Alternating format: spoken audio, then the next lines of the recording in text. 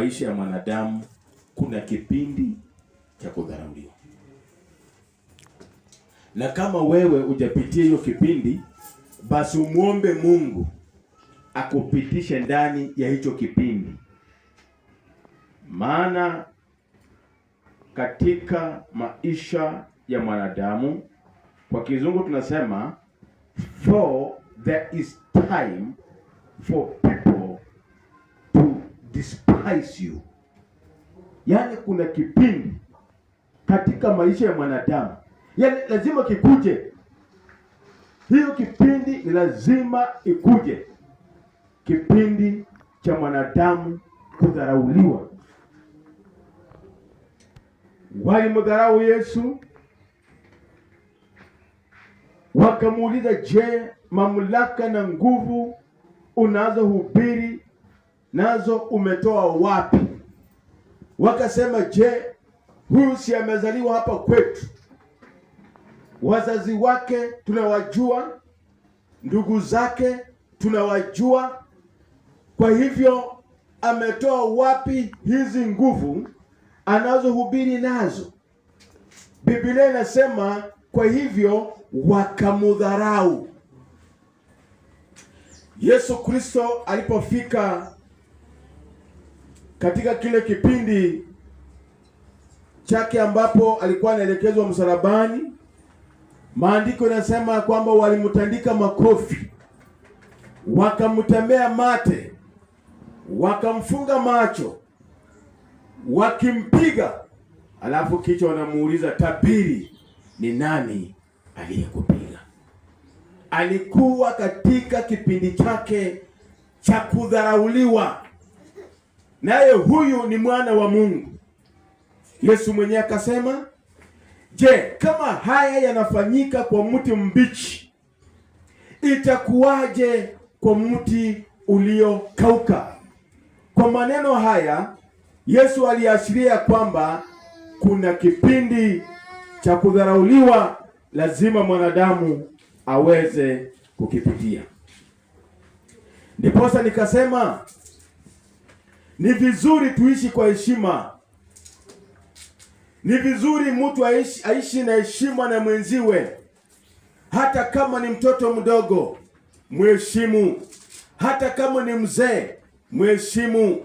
Hata kama mtu unaona hana masomo, ni mjinga, mheshimu katika ujinga wake. Maana dunia ni fumbo. Maana dunia imejaa uficha mwingi. Maana dunia hatuielewi. Unaweza jikuta ya kwamba umeenda round na yule mtu ambaye ulidharau siku moja, ikawa yeye ndiye ako na msaada wako kwa wakati ule. Nikasema ya kwamba nilikuwa napita hapa Mimuto, na nikaona kijana mmoja, ni rafiki yangu, nitamtaja hata kwa jina, anaitwa Morgan. Kijana ambaye alikuwa anafanya kwa hoteli, na akatoka akaenda akafungua hoteli yake. Lakini hatujakutana na yeye nimuuliza what happened, what transpired, nini kilifanyika. Lakini kamkuta kwamba mahali pale alipokuwa ameandikwa, amerudi pale na anafanya kazi. Bwana Yesu asifiwe sana. Nikasema huyu mtu alitoka hapa na heshima, kwa sababu kama hangetoka na heshima hangerudi mahali pale. Kwa hivyo aliondoka akijua kwamba kesho anaweza hitaji msaada mahali pale. Bwana Yesu asifiwe sana. Huyo kijana akanipa funzo ambazo leo hii nawafundisha siku hii ya leo. Huenda yeye asije akajua ya kwamba alinipa funzo ama alinipa mafundisho ya kuweza kufundisha siku hii ya leo. Na nitataja watu kadhaa ambao walipitia katika kile kipindi cha kudharauliwa. Mimi nimewahi dharauliwa, wewe umewahi dharauliwa. Kwa hivyo ukipata wakati utasema ni wapi wewe uliwahi kudharauli, na mimi pia nitasema maneno hayo. Kuna mtu mmoja aliitwa Musa. Ukisoma katika kitabu cha Kutoka mlango wa 2 mstari wa 11 mpaka 16. Siku moja Musa alitoka kutembelea ndugu zake, akakuta mmoja anapiga mwingine, akakuta mmoja anamuumiza mwingine. Akamwambia, ndugu, sio vizuri kufanya yale ambayo unafanya. Akamuuliza Musa, je, ni nani aliyekufanya wewe kuwa mwamuzi wetu? Ni nani aliyekufanya wewe kuwa kiongozi wetu? Ni nani aliyekufanya wewe usimame katikati yetu? Hakujua kwamba mtu huyu Mungu alikuwa amekwisha mteua ya kwamba awe msaada katika nchi ya Israeli. Biblia inasema kwa hivyo wakamdharau. Bwana Yesu asifiwe sana. Ni mtu ambaye ameitwa na Mungu, mtu aliona kichwa kimechomeka, mtu ambaye katika kuzaliwa kwake kulikuwa kwa miujiza mingi, lakini hapa anadharauliwa, kumaanisha kwamba kama Musa, mtu ambaye alikuwa anaongea na Mungu mwenyewe, alidharauliwa. Sembuse mimi na wewe. Bwana asifiwe sana. Biblia inaweza kusema kwamba katika Wakorintho wa kwanza mstari wa kwanza, mlango wa kwanza mstari wa 26 mpaka 29 inasema hivi: Bwana alivichagua vitu vilivyodharauliwa ili aviaibishe vitu vinavyojiona. Mungu ako na mazoea ya kutumia vitu vilivyodharauliwa. Mungu ako na mazoea kutumia watu ambao unaona hawafai. Mungu ako na mazoea hayo. Kwa hivyo ni vizuri ni kueleze ya kwamba usiwe mtu wa madharau, kwa sababu Mungu hutumia wale watu ambao wamedharauliwa, na hii ndio tabia ya Mungu. Biblia inasema ya kwamba Bwana huvichagua vitu vilivyodharauliwa. Yaani Mungu huchagua watu ambao wamedharauliwa katika jamii, na hao ndio watu ambao Mungu hutumia. Kuna story moja ilifanyika area hii.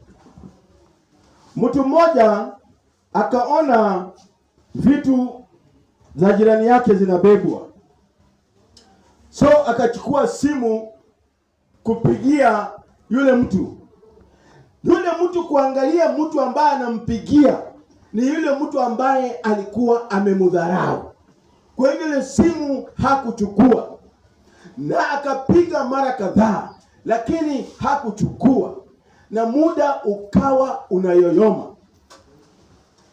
Ikafika mahali akaona mwingine, akamwambia, najaribu kupigia fulani simu lakini hachukui, hebu jaribu kumpigia.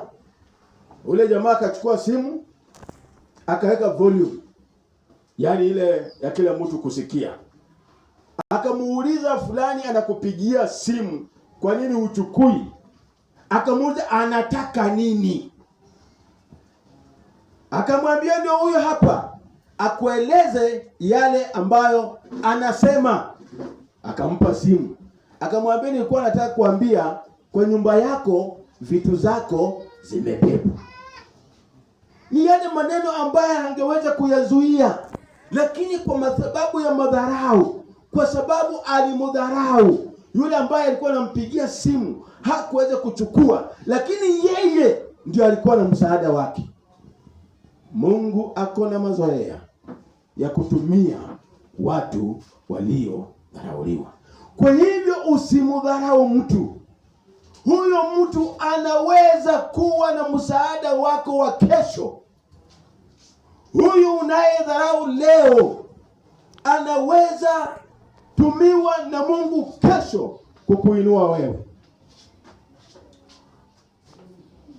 Biblia inasema katika Mhubiri 9 mstari wa 13 mpaka 15, mtu aliye na hekima na ni maskini, watu huwa wanamdharau. Mtu ndio ni maskini, lakini Mungu amemtia hekima ndani yake.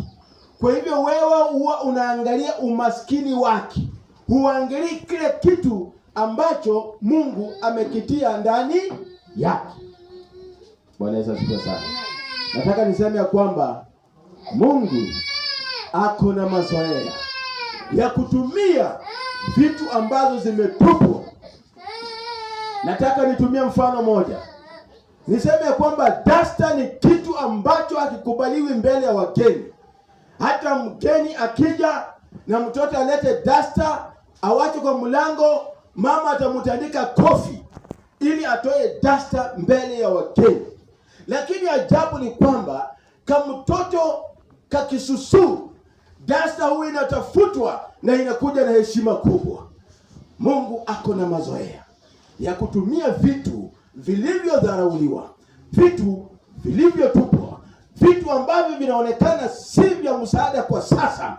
Hivyo ndio vitu Mungu huhifadhi ili akaweze kuvitumia kwa ajili ya utukufu wake. Bwana Yesu asifiwe sana. Bwana asifiwe. Bwana asifiwe. Biblia inasema katika 1 Samuel chapter 17 verse 42, Goliati akaona Daudi kuwa ni kijana mdogo, ana sura nzuri, lakini mwenye kiburi, akamdharau. Bwana Yesu asifiwe sana. Daudi alidharauliwa na Goliati. Akaona kana kwamba Daudi hafai. Hakujua siku hiyo Mungu alikuwa amemchagua Daudi ili akaweze kumtumia. Na wale wasomi wa Biblia wataelewa ya kwamba hata Jesse mwenyewe alikuwa amemtenga Daudi. Walipomuuliza wapi watoto wako, alileta watoto wake 7, akasimamisha mbele ya mtumishi wa Mungu. Mafuta ikaanza kumwagwa. Wa kwanza hakuna kitu, wa pili hakuna kitu, wa tatu hakuna kitu, hivyo mpaka wa mwisho. Mtu wa Mungu akauliza, wanao wote wamekwisha? Akasema kuna kamoja. Hakusema kuna mmoja, akasema kuna kamoja. Akasema kuna kamoja, lakini kako malishoni. Mtu wa Mungu akasema, hatutaketi, hatutakula, hakuna kitu itaendelea kwa hii boma mpaka huyo aliyetengwa afike mahali hapa. Mungu ako na mazoea ya kutumia vitu vilivyotupwa. Mungu ako na mazoea ya kutumia vitu vilivyotengwa. Mungu ako na mazoea ya kutumia vitu zile ambazo unaona hazifai. Bwana Yesu asifiwe sana. Amen. Mimi kuna wakati moja nilipoteza profiti kubwa sana, kwa sababu kuna biashara ambayo ilikuwa tufanye, na yule mtu mwenye alipewa majukumu ya kunipigia simu ni yule ambaye sikuwa nataka maneno yake, na huyo ndio walimwambia pige simu. So simu ikapigwa, mimi sikuchukua. So muda mrefu nikaenda nyumbani, nikauliza ile biashara yenye mlikuwa mnasema mtanipatia kuliendaje? Wakasema ulipigiwa simu na fulani mara kadhaa na hukuchukua. Bwana Yesu asifiwe sana. Kwa hivyo nikapoteza profiti kubwa, ni kwa sababu yule mtu nilikuwa nimedharau, huyu ndio alikuwa amepewa msaada wangu. Bwana Yesu asifiwe sana. Nimesema maisha ni fumbo. Maisha ni fumbo. Maisha ni duara. Maisha ni duara. Maisha ni mviringo. Maisha ni mviringo. Tusiwe na tabia ya kudharau watu. Mungu ako na tabia ama ako na mazoea ya kutumia wale watu ambao wewe umewatupa. Wale watu ambao wewe huwapendi na huwataki. Biblia inaendelea kusema kwamba msikilize baba yako. Hiyo ni Mithali 23 mstari wa 22. Inasema hivi, msikilize baba yako aliyekuzaa, wala usimdharau mama yako akiwa katika uzee. Bwana Yesu asifiwe sana. Umsimdharau mama yako akiwa katika uzee. Unajua sisi tuko na tabia ya kudharau. Ukinunua nguo mpya unadharau ile nguo ya kitambo. Haifai namna hiyo. Kuna watu wawili nimewahi watembelea hapa Mwimuto na nikafurahia zaidi. Kwa sababu kuna mahali tulikuwa tunaenda kuweka kanisa. Tukaambiwa ile kanisa vile hiyo nyumba vile imegawanywa, tusitoe zile ambao hata moja, lakini zilikuwa rumu kadhaa. Nikauliza kwa sababu gani? Nikaambiwa kwa sababu huyo mtu ni tajiri. Amehifadhi ile nyumba ili vizazi vyake vikija vione mahali ambapo alitoka. Bwana Yesu asifiwe sana. Na nikapata funzo kubwa sana. Ukienda hapa Tumaini pia, huko chini kabisa, mahali ni mabilionea, hawa bilionea, lakini wamehifadhi mahali walitoka. Bwana Yesu asifiwe sana. Kwa hivyo ukitoka, sio ati ukitoka, Mungu akikuwezesha kutoka point A kuelekea point B, usiende na kiburi. Bwana Yesu asifiwe sana. Usiende na madharau. Usijione kwamba kana ufika. Usionyeshe madharau mahali ulikuwa. Usionyeshe madharau kwa vitu vizee. Ni vizuri kujiwekea kumbukumbu ya heshima. Kwa sababu Mungu ako na tabia ya kurudia. Ako na tabia ya kuvitumia vile vitu wewe unaona hazifai. Ukienda hapo Miriam, utakuta zile vitu za kitambo zimehifadhiwa. Kuna duka ingine hapa town. Ukienda utafuta ile rekodi ya kitambo, utaipata. Muziki wa kitambo utapata. Ile redio ya compact mtu wa Mungu ukienda utaipata. Iko hapo. Yaani ukienda Zeze iko wapi? Ukienda hizo vitu zote zimehifadhiwa. Kwa sababu gani? Hao watu walielewa Mungu ako na tabia fulani ya kuvitumia zile vitu wewe unaona hazifai. In fact, zile vitu za kitambo nasikia huwa zinauzwa bei kali sana. Lakini mwenye aelewa hawezi akajua. Sauli alipokuwa mfalme, hiyo nasoma 1 Samuel 10 verse 24 to 27. Sauli alipokuwa mfalme, kuna watu wasiofaa kitu walimdharau wakisema huyu hawezi kuwa mfalme wetu. Bwana Yesu asifiwe sana. Daudi amemwagiwa mafuta. Sauli alimwagiwa mafuta awe mfalme.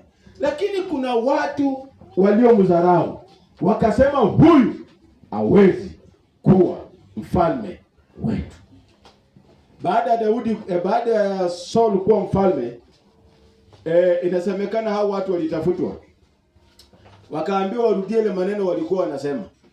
Unajua hawangeweza kusema hiyo maneno. Kwa hivyo kuna maneno unaweza sema wewe, ukiambiwa urudie uanze kutetemeka. Ni vizuri sema maneno, hata ukiambiwa urudie kesho utairudia kwa njia ya heshima. Utairudia ukifurahia. Sio utarudia ukikwama, hapana. Utarudia ukifurahia. Kuna mtu mwingine ambaye anaitwa Haga. Haga alipoona ako na uwezo wa kuwa na watoto na Sara hana, Biblia inasema kwamba Haga akamdharau Sara. Sara akalalamika kwa mumewe ambaye ni Ibrahimu. Ibrahimu akamwambia ako mikononi mwako. Fanya na yeye jinsi unaona ni mzuri.